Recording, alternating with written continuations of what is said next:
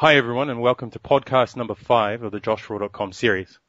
Today I've got a guest I've been dying to get a hold of after learning about his successes as an author, speaker, columnist, real estate investor, entrepreneur, and graphic designer.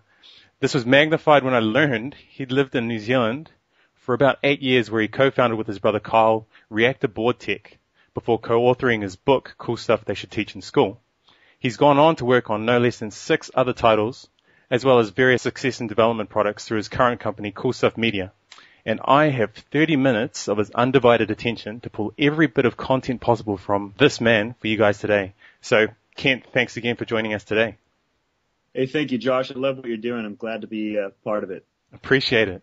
Now, obviously my intro is not going to be enough for these hungry people that want to find out more. So would you be able to share a little bit more with regard to your story? Yeah, certainly. I'll start from the beginning, because I think too many people assume that, when you've done a lot at a young age, you were just born with an additional gene that other people didn't have. And that certainly wasn't the case for me. I was definitely no standout at anything I did. So for me, it was truly a process of cultivation and belief, which we can talk about a little later. But, from my first school of having 32 students from kindergarten to 6th grade, which is equivalent to about Form 1, up in the hills, in this little small town. That's where I first went to school. I was very secluded from the real world. And it was a fun little community, but it certainly, didn't give me all the perspectives of life. So when I transferred to another school, I didn't do so well. And my success in this school rubbed off, or my lack of success, kind of rubbed off on my self-esteem. And I never thought I'd amount to really anything at all.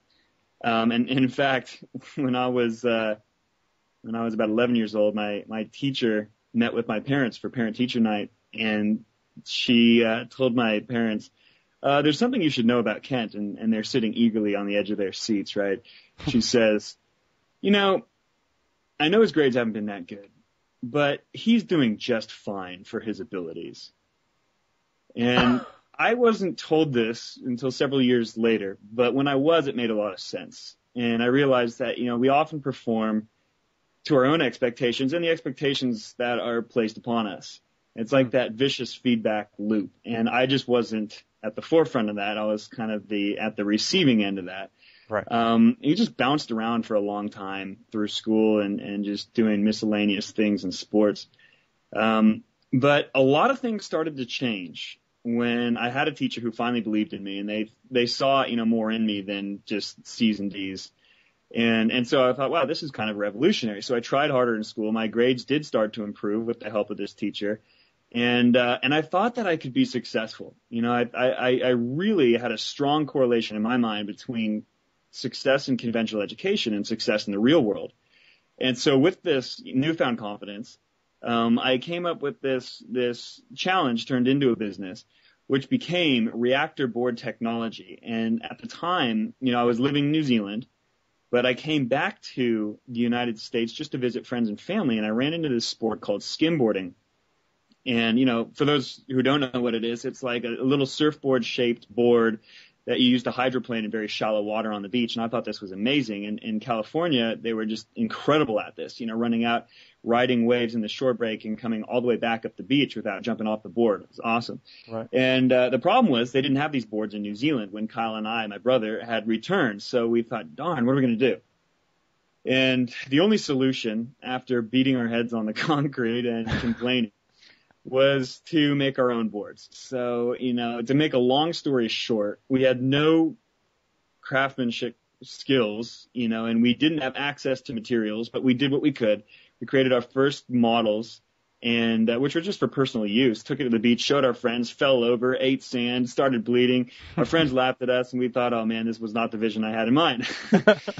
But, we stuck to it, and we finally earned some money to buy proper materials. We built our first skim boards. They did really well, and popularity started to grow, and people asked us for custom boards. And then eventually we got a call from a surf shop in Tauranga, and they said, are you guys the two who are making and selling these skim boards? And we said, yeah.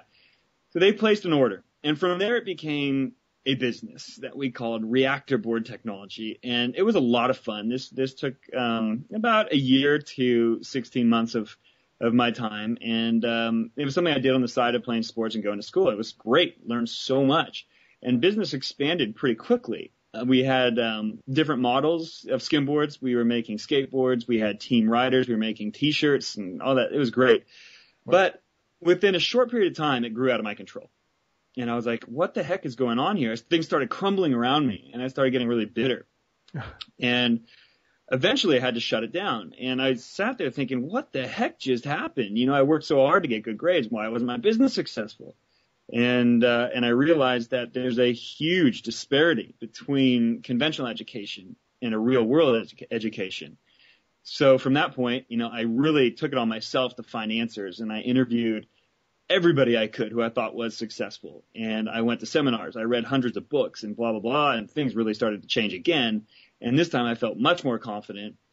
I started sharing some of the feedback with friends, and they really liked it. And I thought, gosh, there's so many people who are in my exact situation who think that GPA stands for guaranteed plan for achievement. And, in most senses, it doesn't. So that's when I teamed up with my brother for our next big project, which was writing my first book, Cool Stuff They Should Teach in School. And long story short, again, this book took off. It took 3.5 years to create, but the popularity soared, and we had requests to speak at schools and go on interviews and so forth. And it opened up a lot of doors, and I continued on that path. I was fortunate to meet a lot of very successful people, so I stayed in touch with them and ended up co-authoring some books with some very well-known and successful authors. And, one thing led to the next, and now I'm kind of dabbling in real estate as well. Which we can explore if you want to. But that's kind of my story from beginning to today in a very short form. That's great, because I had to make sure that I kept myself in check and didn't just enjoy listening to the interview. And I was thinking, Josh, don't enjoy the stuff too much. You've got to ask a question after this. So can you record the name of the teacher that you said was, just great in your life, and then just put her or him out there so that we can say, well, hey, we'll look her up or him up, and then we'll just put a shout out there. Yeah, certainly. It was actually when I was back in the States for a very short period of time. It was like 6 months, and it was a history teacher of all things. I wasn't even really interested in history, and the name is Mr. Torres from Live Oak High School in Morgan Hill. And it was funny because it wasn't really necessarily a direct effort. It was more of just an expectation. He didn't go out of his way to mentor me or anything. It was just like, hey, why are you doing this? I know you're capable of more. Do it. Wow. And sometimes that's all you need. And I just needed that reality check. And so, that helped me. And I had some other support from my family and stuff to help me kind of succeed and do better. So I think, a huge shout out should go to my parents for their ongoing support, even though I was at times a little bit of a hellion, always questioning and challenging everything they said. And are you the eldest child in your family by any chance? I am the oldest child, yeah. I have a younger brother, Kyle. Yeah. He's 21 months younger. Yeah, I can completely relate to, well, my parents could probably completely relate to what your parents would be feeling when I was growing up as well. The eldest person in the house has to find out everything. And one of the great things as well that you mentioned just in this introduction was how you worked with quote unquote some successful authors, but some of the authors are incredible. Just for people that haven't done their research on you and don't know, but you actually, one of the many books that you've worked on was the Chicken Soup for the Soul series. I think it was Chicken Soup for the Soul Extraordinary Teens. And that, of course, meant you were co-authoring it with Mark Victor Hansen and Jack Canfield. But are you able to elaborate on how that huge opportunity came to play? So obviously you said that Cool Stuff They Should Teach in School was your first book, but how did you leverage that to, being able to co-author this great Chicken Soup for the Soul book? Yeah, great question.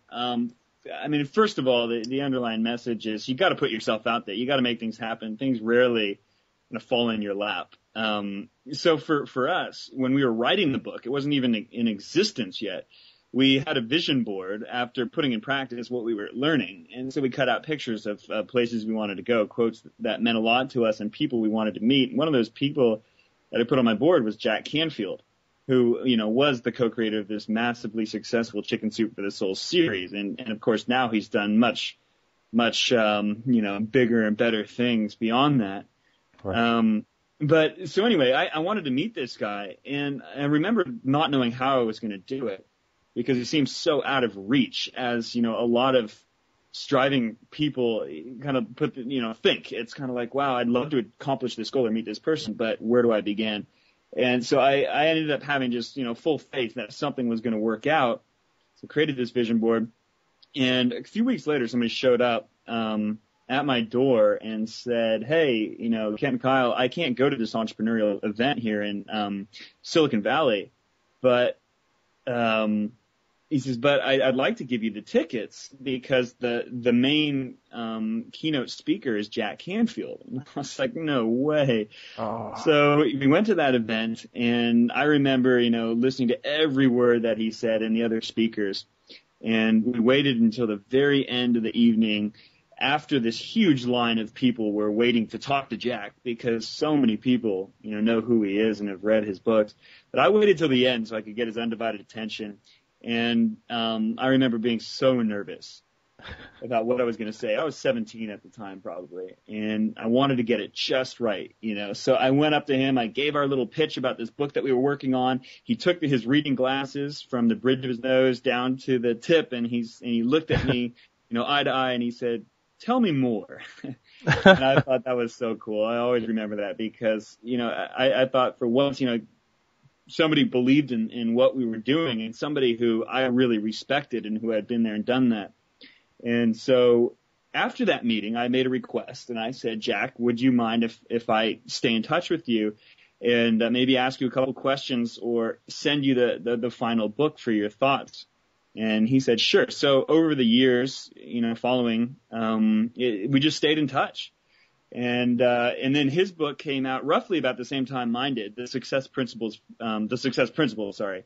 Mm-hmm. And that book just did extraordinarily well and is still one of the best-selling self-help books worldwide. And when he saw the success of Cool Stuff, then he asked me if I was interested in creating the teen version of that book. And I said, yeah, absolutely. So, that was another exciting project that I did, and it led to the Chicken Soup book, which led to meeting more incredible young people. And it's just like one thing after the next, but you got to be willing to put yourself out there and be heard and be seen. And that just requires being proactive. And first of all, kind of defining who you are, and what you're not. Otherwise, people will not know really what to do with you, how to respond, or how to help. So you need to be very clear about who you are and what it is that you're doing and how they may be able to help. And at the same time, offer some way to help them in return. Okay. And that actually takes care of my next question, which was tip to be, what are the key tips or the key steps in your mind to networking with somebody who draws larger attention than yourself? So that's great. One of the other ones I wanted to query is that you've done all these great things. You've gone through being an author. Does that mean that you were always intuitively pen to paper? You loved being able to just scribe and then put things down? I never looked at myself as a writer. I actually despised English class for the longest time. And I realized that the reason was I just didn't like looking at poems that were, written in the 15th century and having to reflect on them. And it wasn't the act of writing that I didn't like. It was just the context. So what I did really like was sharing information that could help somebody else. And that just gave me enough motivation to continue to revisit my computer day after day for nearly 3.5 years. And that's why it took so long. I just didn't have any background or skills or experience. But, in the end, it's worked out pretty well. And I think that, the topic of communication, be it verbal or written, is just one of the most important skills that you can learn and master, especially in today's world. So, it definitely paid off in the end. And if we can segue slightly, I did say you're an author, speaker, columnist, etc. But I did leave out Kent Healy, the blogger. And I want to make an important note that one of the easiest ways for me to get a better insight into what you are, what you do, and how you think was this blog, which you seem to maintain on a bi-weekly, at the very minimum basis. How long have you run that blog? And the one I'm referring to is the don'tgetburnedblog.com. And, could you just communicate the value in being a regular poster of content that's of value to people? Yeah, absolutely. My intention of doing this blog was to just share some thoughts that I had and lessons that I have been learning as I go through life and try to, trounce the status quo per se. But, for me, in writing this, what I didn't want to do was just create more noise on the internet. I really wanted to provide quality over quantity. Right. So that's why the posts are a little bit spread out in between, because I do spend a lot of time on, honing that. But it really can open a lot of doors. I've met people from all over the world who have written me and, wanted to connect, and talk or share ideas or whatever. And it's such a great way to do it, because if you do provide quality content, you're going to attract quality readers.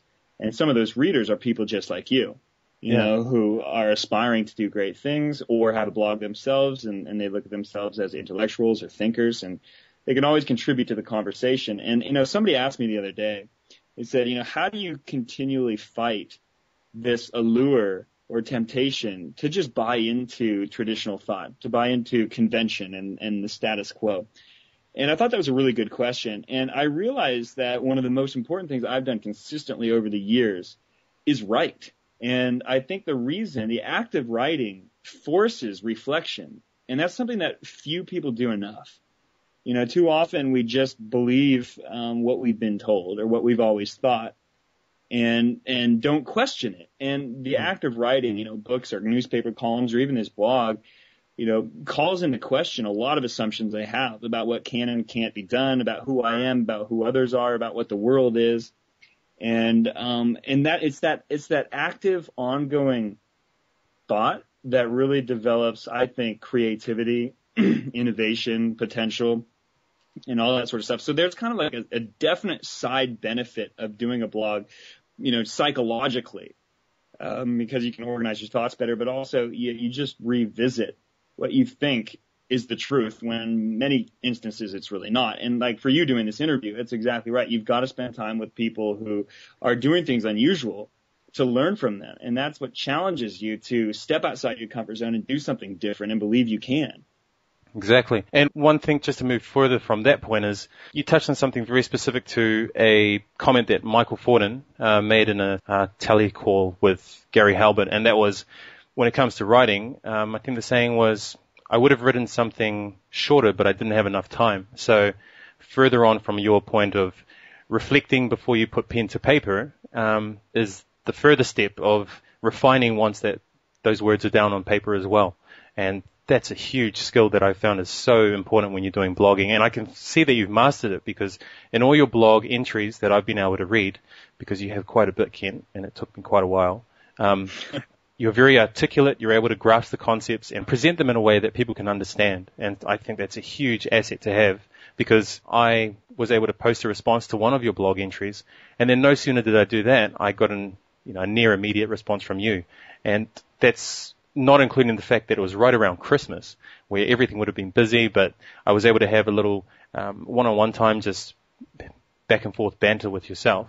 And that's hugely motivating to someone like myself, or anyone else that's just trying to get a hold of someone very important, or who has these specific skills and backgrounds and has had the success like yourself.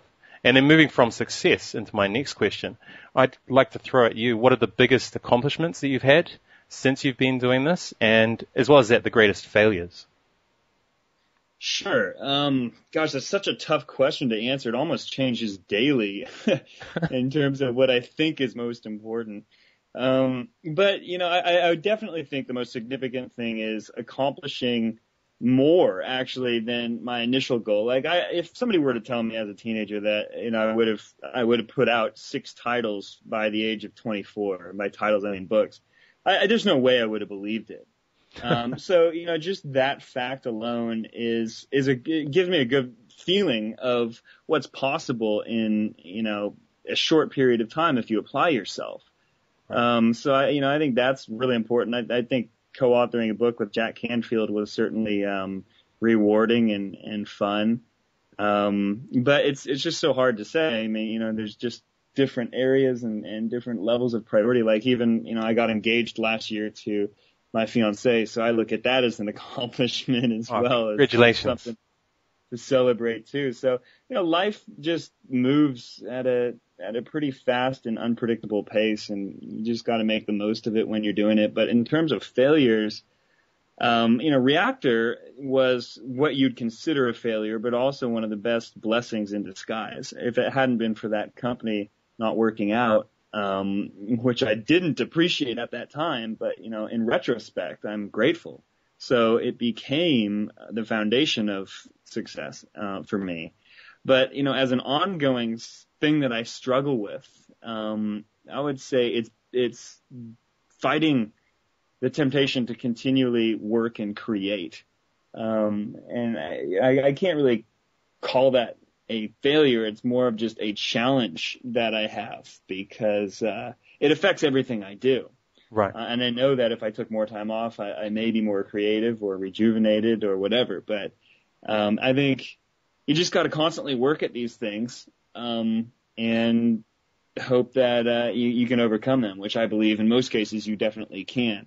But I guess it all, what I'm saying is contributes to each other. Successes, failures, it's an ongoing thing. And it's hard to compartmentalize your life into those two categories because they're so interrelated. It's really a symbiotic relationship in most cases. And that's the way I kind of look at it. And I've tried to. So when things don't happen my way, it sounds kind of corny and very self-helpy, but you got to ask yourself, what good could come of this? Or what's good about this that I haven't noticed? Right. And those questions lead to a completely different outcome. So that's where I'm coming from. No, that's great. That's I was not expecting that answer. For you to come out and say that, both hand in hand, the one to the other is important. And it tips me back to an interview I heard you talking about, Tony Robbins terms it, I think it's KNI, constant and never-ending improvement. And you mentioned that in an interview you had with Tom Perkins. I think it was back in 2007. But one of the things I wanted to hit you up about was, what are the basic lessons that you've learnt in your short time being an entrepreneur that contradict the status quo? Gosh. Not to chuck you in the deep end, but. No, that's a great question. I mean, I just don't know where to begin because I think most of the success, like the difference between like the status quo, in my opinion, and what could be reality for somebody, is often set in an unconventional education. So if you go through school and you just take the classes and you just go do what everybody else is doing, the status quo is going to be very real. A lot of what I had learned came from unsuspecting sources, especially, as a teenager. So it came from interviews and talking to people who contradicted what was being said in the classroom or in your textbook. But it's a constant effort to find out what it is that other people are doing to, continually break that. But I want to make sure that I don't just ramble on in some direction here. What can you give me a more specific for sure. question? So maybe taking it down a notch and then just looking at it from, as a great example, the education sector. So everybody's well known with, for instance, Robert Kiyosaki, the author of the Rich Dad, Poor Dad series, and his correct assessment, I believe, of the lack of financial education available to students. And this is also a point you've touched on in your Cool Stuff book as well. But given that, are there any kind of foundational errors that you would see in the education system? Yeah, and let me just say, I mean, conventional education has its place. The problem is this underlying assumption that in school that, this structure of conventional education can predict exactly what you're going to need to know for the rest of your life. Conventional education came about because it was going to better prepare people for the rest of their life. And now, it's very brash to assume that in 4 years of education, they're going to provide you with what you need. So, the first sort of unconventional idea is that your education never stops. And although that's becoming more commonly accepted, it wasn't in the past. Mm-hmm. But the people who are really going to succeed are those people who are constantly learning and challenging themselves, like you mentioned earlier. And that can be in the form of, writing your own blog or reading books or doing what you're doing, which is just reaching out and interviewing people. But that's a constant effort, right. and it takes a little bit of risk to do that. The safe route is not necessarily the best route. Like, Seth Godin says, safe is risky. If you're not taking risks, if you're not putting yourself out there, then you will eventually, probably pay the price. because there's just nothing profound in doing the safe, ordinary thing. Yeah. Yeah. I think it was touched on in a seminar that I remember watching from Jim Rohn, where he mentioned that everything you've done in the last 6 months is because of the person you were 6 months ago. And so if you want to have the same result as his previous 6 months as well, then all you have to do is be that same person and never improve. But if you want the opposite of that, and to be better, and to get more, then you've obviously got to change. And so that comes back to the experiential learning is really important once you leave the, conventional way of just being in a classroom, learning an answer and regurgitating it. One of the things I wanted to jump on too, so we've looked at as far as the education system and how students should approach learning. If we could look into the later half of life, and one of the maxims you mentioned in your book, Maxims for Mavericks, but it was number 13, and it's money does not change you. So I kind of wanted to expand upon that from your perspective, because everyone has this misconception that if I have money, I'm going to be a better person, when it's the other way around, isn't it? Well, yeah, because the things in life, I think, are merely tools. Tools can destroy or they can create. And that's pretty much what money does. That's what education does. That's what friends can do. I mean, it's pretty amazing how, we have more influence over the outcome than we tend to believe we do. So it's really how we use these tools that matter most. So I completely agree with that. And, for me, as I was growing up, there was always a vision of who I wanted to be. I wanted to be a person who would live up to their word, a person who would strive to push themselves and do something extraordinary. And, as a result of that sort of image, I felt like it was easier to make those decisions and use the tools and recognize the tools around me to get there. It's like Tim Ferriss has a great quote on this. He says, for all the people who bitch and complain about the dreams they're being held from, they struggle to actually define what those dreams and goals are. It's just very true. It's like we don't have this idea of who we want to be or what we want to accomplish. And then we get bitter because we haven't accomplished what we want to, and in the first place don't even know what it is. So it's like I said before, it's a feedback loop, right? You've got to decide what it is that you want so you can best recognize and use the tools around you, whether that be money or contacts or a natural ability or talent, whatever it is. It's there. You just got to see it. And on that note, like on this topic, I know you introduced Maxims for Mavericks. I've just rewritten that book. And the second maxim in the book is this. It says, perception is the problem and the opportunity. And I think that's really important to consider because, what you see and what you experience is a perception of what is. Somebody else might have a completely different interpretation of the same information. And that interpretation is a conscious decision whether we believe it or not. Right. And if you can't, train yourself to look at the better side of a situation, then you're always going to be stuck in a rut. Yeah, that's exactly right. And that's kind of what I've realized is a subtle theme in my own life. It's figuring out, look, how can I see what everybody else sees and think something different? It's easier said than done. But if you can master that and not fall back on common assumptions or traditional opinions, there is a whole nother world out there. I mean, that's part of the things, one of the reasons I love hanging out with entrepreneurs is the discussions that we have. We talk about, common problems in the media or with the economy. And what's funny is by the end of the conversation, we have 10 new business ideas. Right. And where somebody else will just leave bitter and upset, we leave energized and excited because we see so much opportunity. And there's nothing different about, an entrepreneur versus the standard layperson. It's really just an effort to train yourself to think outside the box. So that's kind of what I wanted to accomplish with, this book, Maxims for Mavericks, is changing the way people view and interpret reality. Right. And then with you working on this book now for the second release, how long do you see before it's complete? Good question. Well, if today is the middle of January, I hope to have it up definitely on the middle of Feb. And it'll be available at maximsformavericks.com if anybody wants it. I'm actually giving it away. So I think it's not going to be your usual, makeshift ebook. Wow. Spent a lot of time on this, and perfecting it because, I just, like I said, there's so much noise on the internet and I don't want to contribute to it. I'd rather put out something that's really meaningful. So, if anybody is interested, it's available there. That's incredible. So you mentioned that it'll be ready in a little over a month or a little under a month, but I think that's something that would be really valuable to some of my listeners if we could touch base later on and then see how the book's progressed, where you kind of stand with it and what the benefits are of getting a hold of it. Because like the point I just mentioned before, everything is timeless. So I foresee it being hugely successful for you, especially that you're offering it free. So does it include, is that an automatic free download?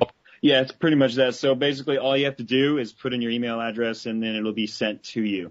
Oh, that's awesome. So we're still working out the details on how that's going to work, but it's going to be a very, very simple process. And, like I said, I'm really focusing on content. I've spent a ton of time just revising this. And it's important. That quote you referenced earlier is something I feel exactly, I feel is very accurate, which is, less is more. You said that if I had more time to prepare, it'd be shorter. So, spending a lot of time editing that and making sure that it reads well. So. No, that's wicked. I'll definitely be keeping tabs on that one. And given that that's one of your active projects, what are the other ones that you have ongoing at the moment? Yeah, definitely. I'm actually working on another book right now. I'm not sure how I'm going to release it. I've always got some new book that I'm working on just because there's always something I feel I need to share. But I'm not sure how I'm going to release that, whether that's going to be, an actual book form or if I'll be giving it away as another ebook. It really depends on how this one does. But working on that. And then I'm starting a blog with my fiance actually, which will be really cool because I think there's a lot of great information out there, Josh, on, lifestyle design where, you can go out there, you can, do what you want, when you want, from where you want. The challenge is, as you go through life, the responsibilities add up, and sometimes people trade their freedom for it. Right. And so my fiance and I have always thought we really want freedom in our lifestyle, so we're going to pursue that. We're writing a blog about it titled 25 to Life blog.com, and the tagline is life after 25 doesn't need to be a prison sentence. So awesome, man. Yeah, so it's going to be cool. We're going to do some video blogs there and just share like lessons that we learn as we try to, break free from, this traditional life of just get married, settle down, stay in one place, get a good job, but really do the opposite. And we'll see how it works out and be very candid about it. So that should be a fun project. Oh, fantastic. And then finally, I'm still managing my real estate company out of state. So I travel back to Phoenix, quite frequently and we have properties out there and I'm doing some more investments, here in California and a couple other places too. So because with the real estate company, has it just been a progression of education for you where you've picked that up along the way? Because obviously. You know what? No, I think I'm so glad you asked that question because a lot of people think or they assume that, if somebody starts a business, they know all about the industry. For me, I knew absolutely nothing. All I knew is that in 2009, the economy was crashing here in the States and there were a lot of people who had horrible credit, wanted to buy a house, but couldn't. And so I thought, well, there's opportunity all over that. So I teamed up with my brother. We raised some capital. And we went to Phoenix, not knowing really anything about real estate. I still don't have my real estate license because I found a loophole. And that loophole was if you buy and sell your own property, you don't need a license. So basically I put my name on the deed of everything we own and I can still stay within the law. But what that has allowed me to do is quite incredible. I threw myself in the deep end and thought, you know what? If it's important, I'll just learn it as I go along. It's kind of like the sink or swim strategy. I never would have been able to do what I did. In a matter of like 9 months, we purchased and sold, I think it was close to 80 houses. And, what? 80 houses in the space of how long? About 9 months. Just you and your brother, that is, eh? Yeah, it was my brother. And then we had another partner out in Phoenix that we met up with, who worked with us in this process. And he fortunately knew a little bit more about real estate than we did. Right. But it was amazing. I mean, yeah, sure. It was tough. I mean, it wasn't exactly as enjoyable as it could have been if we had done all the real estate courses and everything, because it was a lot of kind of fake it till you make it. Yep. But you know what? It worked out really well, and we seized the opportunity while it was there. And so here I am today. Yep. So you're still managing the company, so it's pretty cool. That's wicked. So you put forward the concept that with this particular project, you approached it as a sink or swim thing, do or die. Do you think that's pivotal to somebody who has an entrepreneurial mindset? Or do you think it's it's wise to have both approaches? So to be tempered and patient, methodical and, educated in one regard, but to also just be willing to go at it full steam ahead, whatever comes? That is a really good question. One of the best questions I think I've been asked in recent times. And I actually I subscribe more to the theory that action is the best teacher. Education is important and it has its place. And I think you should always be, educating yourself, reading books, listening to audio books, attending seminars, interviewing people. But what's really going to teach you the most is just doing it. Too many people label their inaction as education, and they justify the fact that they're just not going anywhere. Right. And I wouldn't have been able to do half this stuff that I've done if that were the mentality. Like, I had friends who were getting into public speaking, and they were reading every book. They were going to every seminar they could to learn about it. And I was just like, you know what? I'm just going to do it. And it was painful. I just got up there, I committed, I didn't back out, and I just started learning. Yep. And I realized that was by far the best decision I could have made. So most of life is on the job training. And a focus on the outcome can be more important than a focus on knowledge. Okay. Because it helps us to move forward and get going. And the problem with learning, I just wrote a post about this today. It's called Why Earning Can Be More Important Than Learning. And the reason is because we can focus on what really matters rather than just focusing on this nebulous idea of gathering more information. Problem with that is you never know what's relevant and what's not, because when you're learning, you always assume the best. You say, someday I might need to know this. Well, maybe not. If you were really focused on learning or earning, you'd only focus on what really mattered. And there's just too much in life to take it all in. You really do need to have a very specific focus, in my opinion. And one of the best ways to get focused is to, focus on a measurable goal that can be tied to a financial gain. Right. What I find incredible is that you're going through this and you're telling us about your latest post, and I'm checking it out in front of my screen as we speak. But the great thing is that the gist of your post is so similar to all these other, timeless concepts, like, for instance, applying the 80-20 rule when it comes to doing anything, not having the misconception of being confused that engagement is the equivalent to productivity. And Tim Ferriss wrote his entire book based on effectivity over efficiency, right? So it's just hugely advantageous for anyone to keep these things in mind and talk to the right people or read the books, go to the seminars. That's the next one. Ken Healy, you've achieved amazing things in your life. You have this ongoing experiential training that you're going through. But what are the books, the people that you've listened to that have been of most value to you in the development of your success mindset, entrepreneurial mindset? Yeah, good question. I mean, I've been fortunate to have a supportive family. My dad has always been an inspiration to me, both in what to do and what not to do. But I've been very fortunate to have him, and my mom, who's so even keel about everything. She's always like, stop being a drama queen sort of person, which is awesome because it really, gets you moving on. My family does not like dwelling on the negative. It's kind of like, deal with it, move on. Right. So that's been really good. Jack Canfield has always been somebody who's been supportive for me, at least for the last 7 years. Reading his stuff, seeing him speak. He does weekly calls or biweekly calls where you can submit a question and he answers them. I mean, there's some great information there. Tony Robbins was an early inspirer of mine as well, because I like the fact he focused on some practical elements of psychology and why we do the things we do. So, I used some of his tricks on me, which worked pretty well. Yep. Self-deception can be a great thing when used for good intentions. Let me see. And then just a lot of just entrepreneurial friends. There's so many people out there who are doing great things. You just need to find them and just ask to spend some time with them. And if something's there, if there's a spark, then, it'll grow into something great, and they'll become some of your most impactful and significant, contributors in your life. Like a lot of the stuff I don't even consider learning, just conversations, just hanging out with these individuals makes you a better person, makes you think a different way, see life in a different way, see opportunities you didn't see. And that's a big, big part of, success and having fun at the same time.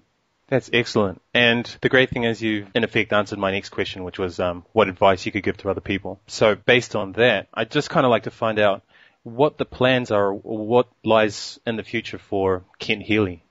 I used to be able to answer that question very clearly. I said, in 5 years I'll be doing this, in 5 years I'll be doing this, or 10 or whatever. But that's so hard to answer specifically. I mean, all I can do is give a vague answer, which is, I will be able to work from where I want, when I want, and maintain a lifestyle of personal freedom and doing things that I really enjoy.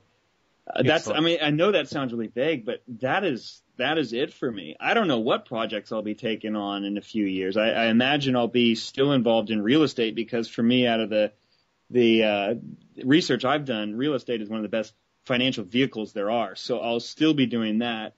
And I imagine I'll still be writing and everything, because, that means a lot to me. I love interacting with people and sharing what I've learned. But beyond that, who knows? I think that's what's exciting about life, is you don't always need to know exactly what it is that you're doing. You just need to apply yourself to what you're doing currently. And I think that's a big difference. Like I'm reading this book right now, and you've probably heard of it, Rework by Jason Fried and David Hansen. And I love one of their chapters. They say planning is guessing. And it's so true, Wow. and sometimes if we focus too much on the plan, too much on the goal, we actually stop ourselves from seizing and recognizing the opportunities that are right around us and adjusting our course and just going at it. But, you don't want to get distracted either. So it's a fine line. But my best advice is whatever you're doing, do it well.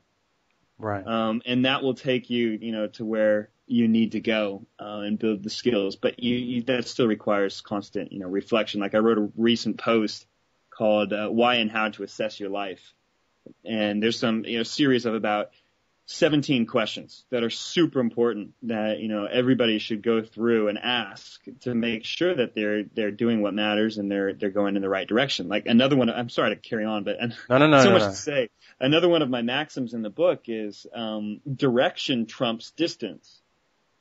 And you need to know, where it is that your efforts are putting you. Right. So many people think when they set goals, they're just focused on this long outcome. Well, it's important to know every day where that's taking you, and is it going in the right direction or not? And that kind of goes back to our earlier conversation about focusing on learning or earning. Earning helps you measure what it is that you're doing. It's so easy to stay busy. It's so easy to follow the metrics of life and get so caught up in it that you just forget, the point. And where you're going and what matters. So, that's always an important thing to do.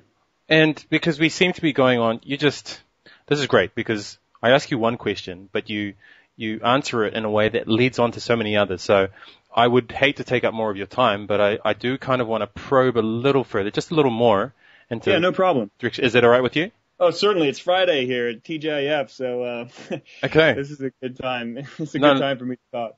Oh, that's wicked. You were talking about just knowing that, just having that direction set, setting your compass correctly. And I just wanted to elaborate, because a lot of people, when they approach doing anything, they may be in that situation, they think, all right, they're still in the school mindset of having to learn everything as opposed to just learning what you need. But as a business owner, as an entrepreneur, can you kind of reinforce the validity in only learning what's necessary to you specifically? Because I know so many people who have successful businesses, oddly enough, but they do it solely on their own steam, and they detrimentally avoid having a vision of the business and then where they're going with it as well. Yeah, it's a real fine balance. And that I think is the problem. And you nailed it is that, in conventional education, the whole mantra is, knowledge is power. And that's not necessarily true or, knowledge is the way to a better life. I really think it's the right knowledge. That's a key word that's missing from that book, because in the information age, it's too easy to just be stuck at the well and just keep pulling out, more information and more information. And what happens is you end up trading that for action. And that's a big problem. But, it's different for everybody depending on what it is that they're doing. But again, it goes back to, look, you need to know what it is that you want to accomplish. It sounds so trite, but it's so funny how few people actually can narrow that down. And I don't mean by having a nebulous goal, but how will I know when I've reached the goal? That's such an important follow-up question to ask. Right. Because that's your only gauge to know if what you're doing is worthwhile or not. It's easier, as I say, to know if you're on track when you're going towards a financial end, because you can somewhat gauge it with a tangible outcome, which is money. So education becomes a problem because you never know if you're on or off track necessarily. Right. But, you do need to develop a very candid information filter and ask yourself constantly, does this apply to my immediate goals? Now, there's another argument, which is, well, sometimes you never know when or how that information is going to pay off. And that's very true, and I wouldn't argue the opposite. But what I would say is you're focusing on the wrong thing. Because what's more important, given the two choices of learning about something that might pay off or something that will pay off, I'm always going to choose what will pay off. And in everything we do is opportunity cost. And that's what I think people need to better understand in time management. I think that's the underlying principle that should be emphasized, but it's often not. And that's something that, to a fault I apply in my own life, which is this the best use of my time? Amazing. And if it's not, then you've got to have the guts to stop. Sometimes it takes more guts to quit halfway through than it does to finish. Yeah. And so the only way you're going to know that is to just be brutally honest. Like, is this worth my time or not? That's incredible. So yeah, it's just something that you've got to work on. Like I when I started doing that, put Postit notes up on my computer, on my desk, even on my phone. I set reminders that came up, and they said, am I doing what's the best use of my time? And it would come up as like an automatic alarm. It was great because you catch yourself lying to yourself, thinking, well, yeah, this could be useful, when really it's just more comfortable than making the phone call, than closing the deal, than taking action. And that's, again, the danger of open-ended education. Oh, that's massive. And I love how you mentioned the Post-it notes, because I, in effect, have two screens in front of myself at the moment, but it's just littered around the edges of that screen with Post-it notes of stuff that I need to take note of. So I need to look at this, make sure that I'm focused on a specific thing, have laser sharp focus from task to task, and make sure that I'm not, like you say, wasting time doing irrelevant things, getting caught up in all the information overload that is the internet at times as well. So that's huge. Thank you so much for just sharing that. I think it's going to be hugely beneficial to anyone that's listening, because I came at this from the perspective of, here's this amazing guy, he's young, he's active, he lived in New Zealand, and you provided so much information. So I really appreciate that, and I'm sure my listeners are going to as well. So thank you. Oh, thank you, Josh. I think you're doing great things, not only for yourself, but for a lot of other people. And that's what this world needs, We need people who are taking some risks, some chances, and researching the things that are not commonplace. Oh. So I appreciate that, and wish you all the best. Thank you. I sincerely appreciate that comment. For people that are listening and they want to find out more about Ken Healy, we provided nearly an hour of content that is just going to be huge when they listen to it, hopefully over and over again. But if they want to get a hold of you, where are the best places to do that? Maybe check out more of the information that you have? Certainly. I'm actually right now in the process of building up an entirely new web presence. But I can give you a couple URLs, like kenthealy.com, which is just my name, KENTHEALY.com. is kind of like a HubSpot, which can direct you to other places. My blog that you mentioned, the Don't Get Burned blog. Yeah. I put a lot of stuff up there. I'm launching maximsformavericks.com, which will definitely be cool to check out.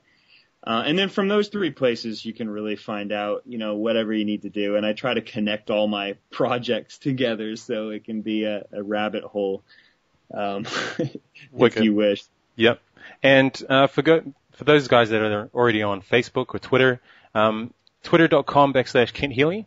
It's my Twitter handle is Kent_Healy. Okay. And then Facebook would be Kent Healy, one word? Yes, it is. No, that's wicked. Yep. I'll also make sure that I post the links for anyone that wants to check out those pages, are inspired enough to join or, connect with Kent, because, guys, this guy's the real deal. And, when someone comes on the phone with a near perfect stranger and is willing to offer nearly an hour of their time, then you know that they're in it for the long term. So I definitely